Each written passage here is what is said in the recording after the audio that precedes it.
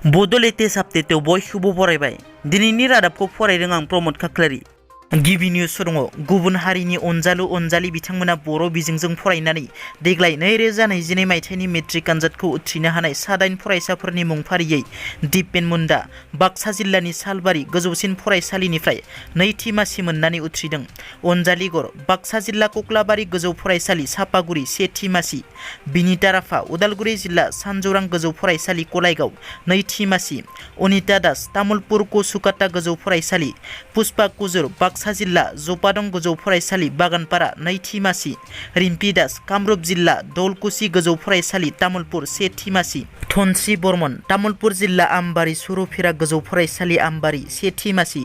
कुसुम सरखार उदालगुरि जिल्ला कसुबिल UN academy कसुबिल थामथि मासि मोननानै उथ्रिनो हायो। मख'नो गोनांदि जाय समाव जोंनि माखासे बर'फोरा बर' बिजोंखौ गारनानै गुबुन बिजोङाव फरायहैगासिनो, बेबादि समावनो गुबुन हारिनि सुबुङा बर' बिजोंजों फरायनानै उथ्रिनो हानाया थारैनो बाख्नायथाव। BTC नि कक्लाबारि बियाबनि उफ्रा बिसायख'थिया मैया जालांनायनि उनाव गबिन्द बसुमतारीनि बियाबाव उफ्रा बिसायख'थि जागोन नामा? बिनि सायाव BTR नि गाहाय प्रमद बर'नि बिबुंथि। उदालगुरि बियाब एबा BTC नि परिषद बियाब मोननैयावबो उफ्रा बिसायख'थि जाया। गबिन्द बसुमतारीयानो थागोन बियाबनि MLA लोगोसे लेङाइ गाहाय मावफुं सोद्रोमा महरैबो थागोन गबिन्द बसुमतारी बिथाङानो होनना रोखा बुंथियो। मैया आसामनि बिश्वनाथ जिल्लानि साहा बागान ओनसोलाव सारअन्थाइ गावनायजों सा 6 साहा बागानाव खामानि मावग्रा आइजोफोरा गोब्राबै जखम जादों। बे गिख्रंथाव जाथाया बिश्वनाथ जिल्लानि सिङाव थानाय माजुलिगर साहा बागान आरो पाबई साहा बागानाव सोमजियो। माजुलिगर साहा बागानाव जखम जानांनाय आइजोफोरनि मुं फारियै सरित अरां, मामि फुमिस, लक्ष्मी कालान्दी। गुबुन फारसे पाबई साहा बागानाव सारअन्थाइ गावनायजों जखम जानांनाय आइजोफोरखौ गपि अरिया, पिंकी तासा आरो कमलि कादाल होनना सिनायथिनाय जादों। जखम जानाय आइजोफोरखौ बिश्वनाथ सारियालिनि गंसे देहा फाहामसालियाव फाहामथाय होगासिनो होनना मिथिनो मोननाय जादों। NDP नि गायसनगिरि आफादगिरि बिर जोहोलाव रन्जन दैमारिया थाबैनो उदां मोननांगौनि बाथौ मन्दिराव रायजो राजाफोरा आरज गाबदों। बाक्सा जिल्ला सालबारि महकुमानि बेतबारि थाइजौगुरि गामिनि रायजो राजाफोरा रन्जन दैमारिजों लोगोसे जोबथेसालियाव थानाय NDP बिथांमोना थाबैनो उदां मोननांगौखौ हास्थायनानै थाइजौगुरि गामिनि रायजो राजाफोरा बाथौ मन्दिराव आरज गाबदों। मख'नो गोनांदि रन्जन दैमारिजों लोगोसे साजि बारग' NDP बिथांमोननि सायाव गोजौ बिजिरसालिनि हियारिंआ थांनाय 1 जुनाव जोबनानै थांबाय आरो फैगौ 14 जुन खालाराव गोजौ बिजिरसालिया बिथांमोननि रायखौ फोसावनाय जागोन।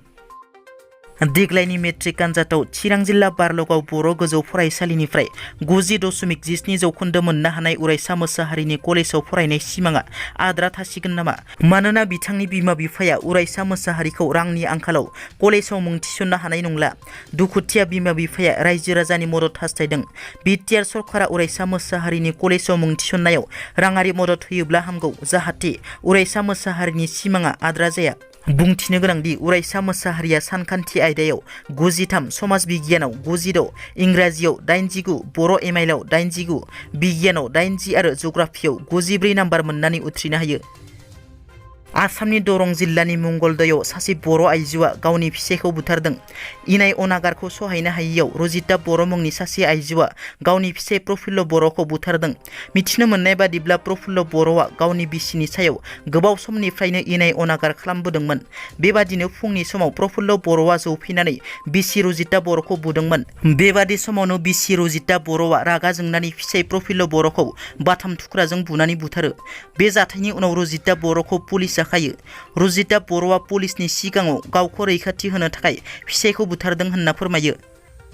उदालगुरियाव सासे 16 बोसोर बैसोनि हिनजावसाया रेलगारियाव बारथेना गावनि जिउखौ फोजोबना लायो। उदालगुरि जिल्लानि टंला सहरनि खाथियाव थानाय हाहिनिगाव गामिनि सासे 16 बोसोर बैसोनि हिनजावसाया ट्रेनाव बारथेना गावनि जिउखौ फोजोबना लायो। मिथिनो मोननाय बादिब्ला मेट्रिक आनजादाव उथ्रिनो हायैनि थाखाय फरायसुलिया गावनि जिउखौ फोजोबना लायो। खारबाय थानाय ट्रेनाव बारथेना गावनि जिउखौ फोजोबना लानाय फरायसुलिखौ जिमि सरनिया होनना सिनायथिनाय जादों। दिनैनि रादाबा एसेनोसै। नोंथांमोना जुदि आंनि चेनेलखौ दासिमबो साबस्क्राइब खालामाखै, अन्नानै साबस्क्राइब खालाम। गोजोन्थों।